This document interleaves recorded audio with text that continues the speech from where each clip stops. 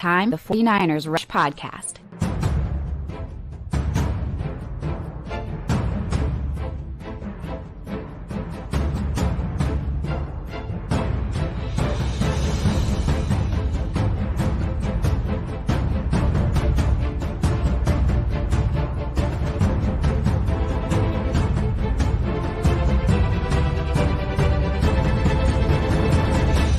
And here's your host, John Chapman. All right, what is going on, 49ers family? We've got to had to go live today. About to head out with the wifey. We're taking a day just to go spend together. But I was like, all right, we got to push it back. I got to go live. We got to talk about some stuff. The injury bug, it has been very prominent with the 49ers, and it does seem like things got out of hand really, really quickly. And this is kind of the way it's been since Shanahan has showed up. Not that I think that he is at fault for this, but 3 injuries in 3 days, all to defensive tackles. It's weird how they always hit the same positions. Now, understand this. And, I want to make sure this is clear. One of the injuries is a big deal. 2 of them are not a big deal at all. Maurice Hurst, who, man, I really, really like this guy. The 49ers like this guy, tore his bicep. And, obviously we're going to focus on what that means for the 49ers, but golly, that is one of the most painful injuries a player can have, likely done for the year. Now, he could come back and play this season with a torn bicep. He can do that, but it won't be for the 49ers because you would have to wait till probably November, December, probably December at the earliest for him to be back from that. And you would have to keep him on an active roster spot on the initial 53 in order for to do that. And I don't think the 49ers would even consider it. So they'll place him on IR. And if you go on IR during training camp or preseason, you cannot play for that team that year. You just can't do it. And he was on a 1-year deal. So what happened, he'll go on IR, and then he'll be released on an injury settlement that we'll probably hear about months from now.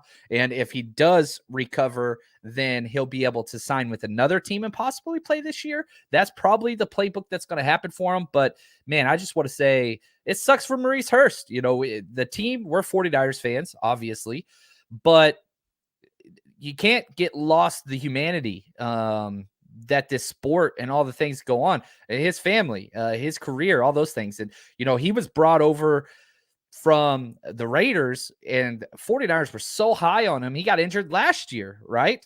And they liked him so much that they put him on the initial 53, even though he was injured, then immediately put him on short-term IR, came back, played 2 games, got injured again. Just never... I hate the term injury prone. Tearing your bicep is not injury prone. That's just a whole different thing. So don't throw that out there. I don't like that. I really don't like that. The term injury prone, I get it, but man, football is a 100% injury rate sport. It just hurts. It just hurts, period. That's really all you can say. Now, he's not the only defensive tackle that got hurt. This is a quick clip of Kyle Shanahan talking about Eric Armstead, who's one of the best players in the Niners. The only injury has Eric. He had a little knee sprain. Probably going to be a few weeks. Nothing we're concerned about, but it'll take him some time away. Yeah, so that hurts too. Now, Eric tweeted out, quote, "Appreciate the concern, but really it's not that serious. Be back very soon. Blessed, 2 exclamation points," end quote. So not too worried about Armstead. He doesn't need to be in training camp anyway. He's an absolute stud. But he's not the only guy that got hurt. Also, Hassan Richway. Gosh, he got hurt as well. He injured his quad. Doesn't seem to be too serious, but now he's out. So you're talking about 3 out of the top 5 defensive tackles hurt in 3 practices. And it sucks. That's just, oh, here we go. Oh, Nick, he says, man, I torn my bicep in the past. Not fun, but I recovered well. Nick is a supreme athlete, though. I would like to throw that in the comments. So he's not like the rest of us normal folk. Just messing with you, Nick. You're the man. But yeah, it sucks. It sucks really, really bad. But okay, so where are the 49ers at now? Because if that's the case, what do? first off, we got to talk about Javon Kinlaw, because today, this is good news, his very first day at practice getting team reps.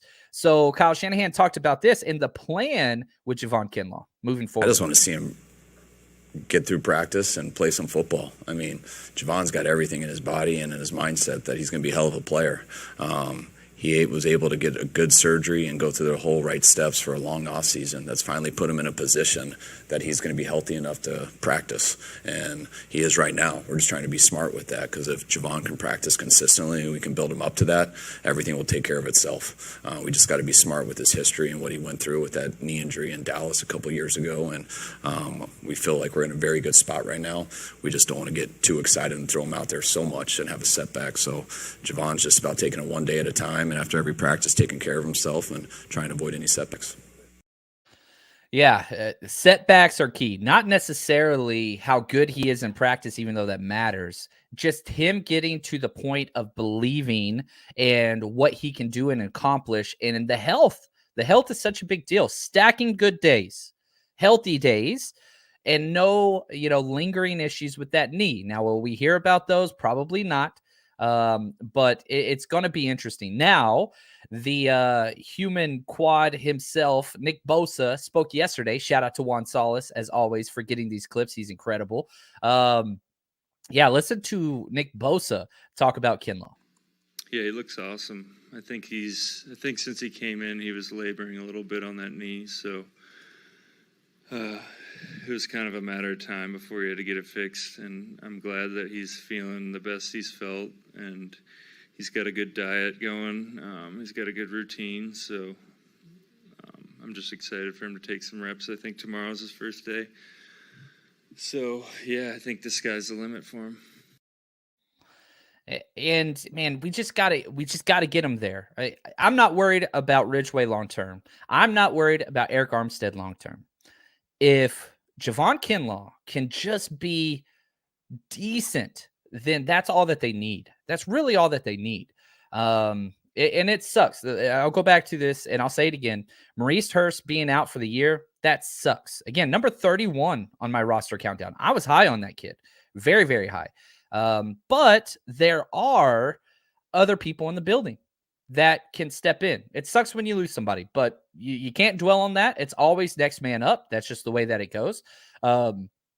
Other defensive tackles that they have on the roster. Okay, so this is the depth chart without the three guys that are injured, right? So if we remove Hurst, Armstead, and Richway, here's what we got. You got Kinlaw and Kevin Givens. Those are your starters, okay? After that, Omenihu and Hyder have both been getting snaps inside.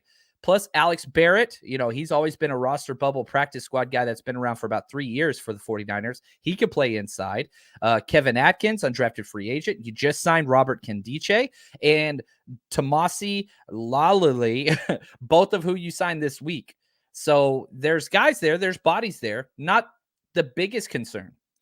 Now, Rohan, my man Rohan, I was on with him yesterday. Hopefully you guys enjoyed that show. He's at camp today. He put this out there. The D-line rotation today. The second team D-line, Omenihu at edge, Hyder at tackle, Barrett at tackle, Jordan Willis at edge. That's the second team rotation today. And the third team, rookie Drake Jackson at end, Kimjichi at tackle, Kevin Atkins at tackle, and Kamiko Toure at end. So you're starting to see, you're seeing what it looks like. Now, my guess is Hyder might stay inside for good now. That's a possibility. And, if there was anybody that was on the fence about Hassan Richway, that those days are over. That dude is a lock to make this roster. I thought he was a lock beforehand, but now he's 100% locked. Kevin Givens, 100% locked. There's four defensive tackles making this roster guaranteed. Now, does this give them a way to keep Hyder and Jordan Willis? Because if you move Hyder inside, it kind of solves, your 6 edge players. Because if he counts as that fifth DT, now you get to keep your 6 edges, and he's one of those versatile guys, which we know how much they love that. So, yeah, it's interesting. You look at it and you kind of see all those things. Like, you got to do it. And, yeah, I'm seeing some debate in there about paying Debo and the O-line, and I don't think they're mutually exclusive. I think that the 49ers wanted to get a lot of different players in the offensive line ready to go. And, they've got the depth there. You just got to get people to step up. You're paying Debo. Debo should have gotten MVP votes last year. Pay Debo 100%. Bomber, I love you, man. Bomber T, but you crazy. That's okay. I like crazy. I don't mind crazy. Now, speaking of what you paid, Charvarius Ward, he stepped in and been awesome. He talked about the defensive line yesterday, and I just cannot find enough reasons to just play this guy's clips. I love Charvarius Ward. I love Charvarius Ward. He is freaking awesome and hilarious and just freaking he's fun to listen to. Here's him talking about the defensive line. Yeah, the D-line, those boys, like, I feel like we got 10 or 12 starters on our D-line. Like, all of those boys, like, they come and pass rush, run, stopping. Like, those boys, they some dogs. They some dogs. I love it, man. It's absolutely awesome. And again, I don't want everything to be negative. Sometimes I fall victim to, dang it. But, man, you're getting Javon Kinlaw and Mike McGlinchey back today. That's 2 elite starters at great positions, both first-round picks. It's easy to dwell on the negativity of your number 4 defensive tackle being done for the season. And that hurts. It does hurt. I'm not trying to downplay that, but there's positive stuff out there too. A lot of good positive stuff. McGlinchey, he's back. Kinlaw, he's back. You're getting some of those things that are, starting to kind of evolve and things are going well. And that's good. There's lots of good things right now.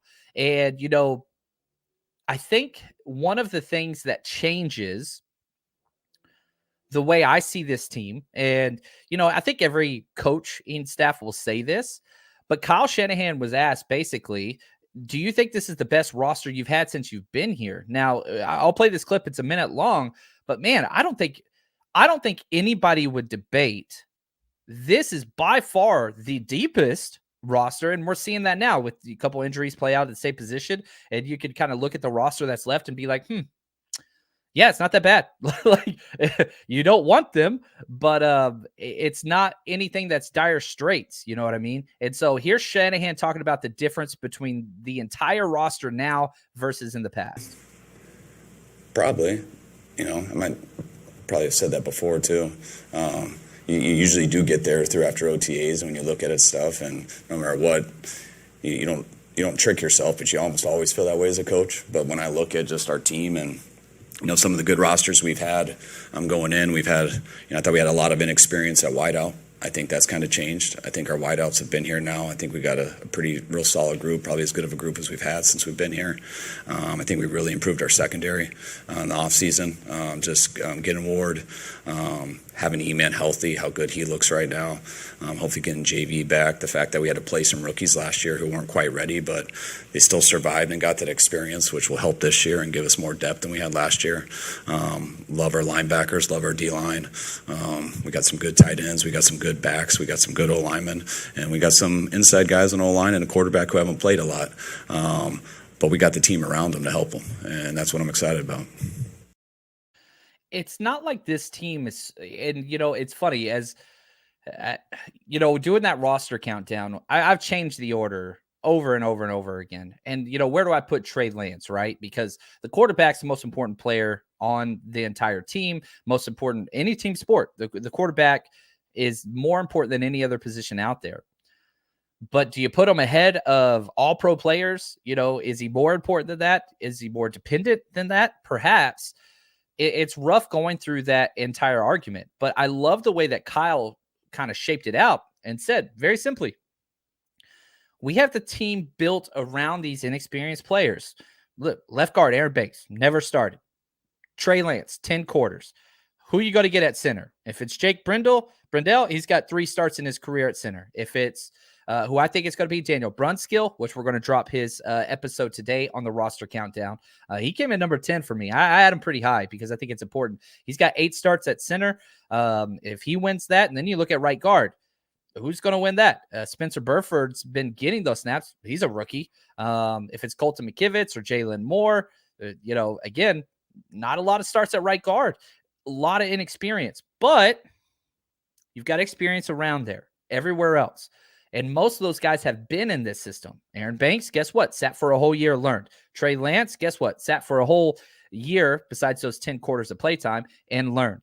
So it's not like you're just throwing them into the fire. Maybe Spencer Burford, if he does start, that's one player that's thrown into the fire, but he's going to be surrounded by a lot of veteran presence. Mike McGlinchey, George Kittle, Kyle Juszczyk's going to be back there and kind of filtering through whatever gaps they got in the middle. Plus you have the mobility of Trey Lance that can help separate and extend plays, even if mistakes are made up front. So there's a lot of differences between this roster and in the past. 2017 was a long time ago. This team, it's got depth. It's got a lot of depth. Man, I see this right here. Coach Cruz, it's possible we have 7 to 8 Pro Bowlers on D, maybe 2 to 4 All Pros. Yeah, Fred Warner for sure. Jimmy Ward, gosh, man, I hope he gets one of those years in. That'd be incredible. Charvarius Ward, Manuel Mosley. I mean, not to mention the D line. Obviously Nick Bosa, All Pro. Kinlaw, who knows what's going to happen with him. Eric Armstead, All-Pro type player for sure. Lots of studs there. And yeah, I'm with you right here, Cully. And Kevin Givens, he's going to have to step up. He's going to have to step up. There's no doubt about that. And it's interesting because Kevin Givens and Maurice Hurst are the same player. And what I mean by that is same athletic profile, size, speed, strengths, penetrating, nasty, kind of defensive 3-techs. That's what they were. Richway's not like that. So for this defense, you need those 3 techniques disrupting, and that's what Kevin Givens brings. We don't have another guy like that now. So the other ones that we have that we're going to put in there, Richway's a run stuffer. Kevin Givens is a penetrator, slasher. Big difference between those two players. So, I think it's interesting. But he's going to have to step up for sure. Oh, what's up, CSL? He says, has the best chat section of all the Niners live streams. We are spoiled, man. There's so much great content out there, and I love it. I jump into a lot of those chats because it's fun, man. And I love it. This is awesome. I appreciate it. Kali says, man, your breakdown on the inside-outside run scheme on Patreon was excellent. Man, thank you, Kali. We're doing a Football 101 series over on patreon.com/49ers Rush Podcast, where, I just kind of show you the schematic teachings of Kyle Shanahan and what the goals are, the difference between inside and outside zone. And it seems simple. Once you dive into it, once you've coached and taught it, it kind of, the techniques are different. The coaching points, the highlight points are different. It's easy just to say, oh, well, this run goes inside. Not necessarily. Hopefully I was able to demonstrate that. But we got a lot more of those Football 101 series coming just because gotten a lot of positive feedback from it. So thank you. I appreciate that. Very, very much. Now, let's see here. Yeah, Luke says, seems like every training camp and deep position group has a rash of injuries. Running backs in 2014 and 18, D-line this season. Man, you remember, I think it was last year where we lost 5 centers before week 1. 5 centers before week 1 last year. It was 2020, I believe, not 2021. Yeah, it gets bad, man. It's weird how they always stack. It's just, it's part of the nature of the thing. Now, the good news is only one of these will affect week 1. Only one of them will. Armstead's coming back. That's not even an issue. So yeah, we're good there. Now, one more thing. This could be a little bit of a quick episode, but I wanted to talk about this because it is crazy to me. The way the preseason has gone, when they did the CBA, it seems like they wanted to put a priority on having time off after the last preseason game up to the season. But they kind of went too far with it. And you could tell how perturbed Kyle Shanahan is in this clip. And yeah, I didn't realize how crazy my life's going to be over the next month. But it's going to be crazy because, we do every single offensive, defensive play. We're going to break down on Patreon, every single one, preseason, all that stuff. And it takes time. Well, guess what? We're going to have our work cut out for us. I mean, I play it out. I see where our team is going into that week, and I try to decide who I think needs some stuff, who doesn't. It's a huge challenge this year in terms of, last year we had 3 games. They were all 7 days apart. I think one was 8 days apart. So it was such a smooth routine. This year, we have 3 games in 12 days, which is, I mean, that's impossible. And then after that, we wait 17 days to play in the game again. So this year, it's not as much about the games at all to me, because I got to figure out how to get practice in and how to get people through a game. When you play 3 games in 12 days, the only way to do that is not practice at all. And that's definitely not an option. I think the practices always, I've said this my whole career, are much more important to me than preseason games. So it's going to be tough this year, just because of how the schedule pans out. And you don't have a choice on that. It's just what you got to deal with. I've gone through with the players. That's why I feel like these first 2 weeks are so important before the Packers game, because once that Packers game happens, I think it's 2 days before we travel to Minnesota. Got 2 practices, playing a Saturday night. I think we get back at like 6 in the morning on Sunday. And then I think we're traveling to Houston on Wednesday, and we're playing Houston on Thursday. And so it's just a whirlwind of games, and all of a sudden it's now chill for 17 days. So I got to really just balance that out, and with the help of our medical staff and all the position coaches, and something we'll figure out as we go. That's a lot, man.